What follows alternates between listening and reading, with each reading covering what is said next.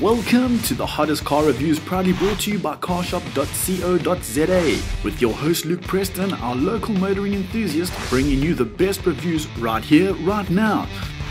So be sure to visit our website for the best deals and latest offers. Hey guys, welcome to a brand new episode on Carshop Drive. We were hoping to bring you the Volvo S60, but in its place we have something very exciting from VW. It's the brand new Up, which is quite an important model for them in South Africa. Can it replicate the success of the Citi Golf? Well, we check it out, so come join us.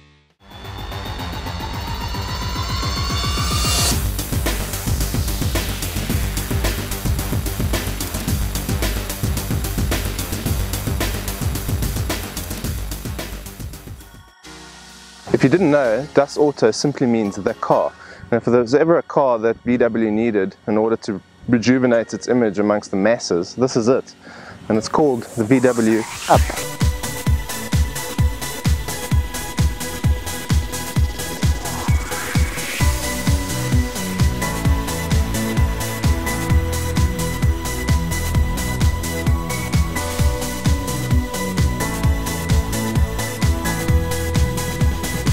The Up is quite an important car for VW. You see, the Citi Golf was as part of our upbringing as Orkney, Snorkney and Mnet Open Time.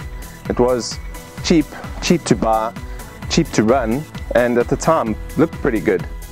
It couldn't last though. The Citi Golf had become a relic by comparison to what was being offered in the market at the time, and it had sort of become an outdated 80s child.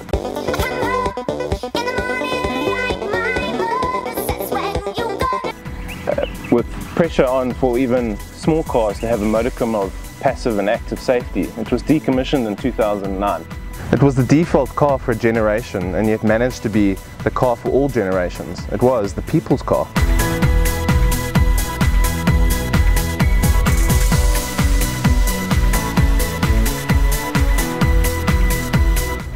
What VW have managed to do with the Up is make a really small car actually feel quite big, with huge doors and lots of glass house and this optional extra sunroof. The car feels really big and quite roomy. What really amazes me though is, while most small cars generally suffer from a really poor ride quality, with their poor primitive suspension and tiny wheels, you couldn't expect much more. But with the Up, they've managed to make it ride so well. Both models are powered by a 1-litre 3-cylinder engine. It only produces 55 kilowatts and 95 Newton meters, and immediately I know you're going to say that can't be enough, but I can tell you it really is enough. The VW Up is a tiny little car, and more importantly it weighs next to nothing, so out and about it really actually is pretty quick.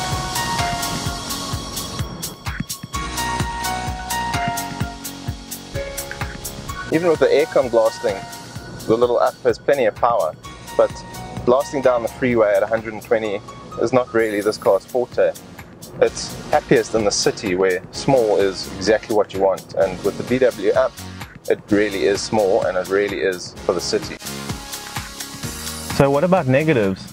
Well, there aren't very many, I'll be honest. One of the only ones I have is this tiny little steering wheel. It's really thin, but it actually reminds me of the spindly little thing that you got on the original Beetle, which is actually a good thing. It's also only a 3-door, which might put some people off.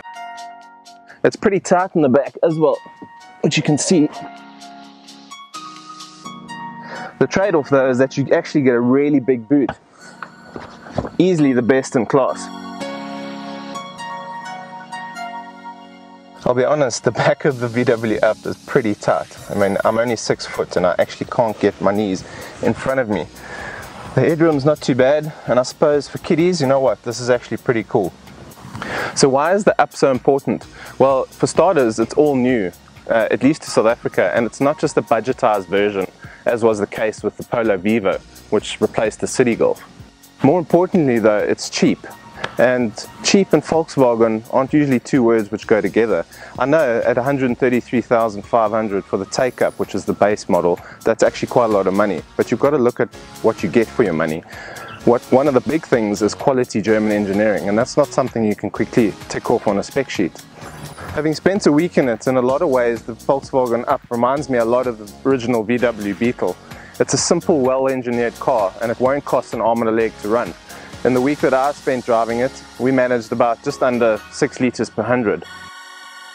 Whilst most other small cars, including those made by VW, just seem to fade into obscurity, the Volkswagen Up is really something that you want to be seen in. It's also something that you want to drive. It embraces what VW used to be, and it really is a car for the people. Das Auto? No, das Volkswagen. Specification-wise, the entry-level take-up gets you front and side airbags for the driver and passenger, ABS, power steering, remote central locking, daytime running lights, height adjustable driver's seat, ISOFIX anchorage points and air conditioning, all for 10 grand cheaper than the cheapest Polo Vivo. The model I've been driving though is the Move Up, and for the extra 7 grand you get electric windows, electric side mirrors and a rev counter and digital display for trip info, temperature etc. and a radio CD player. The car though is fitted with every possible extra. Sound Plus package adds 4 extra speakers, Bluetooth connectivity and the little digital interface which displays your cell phone's.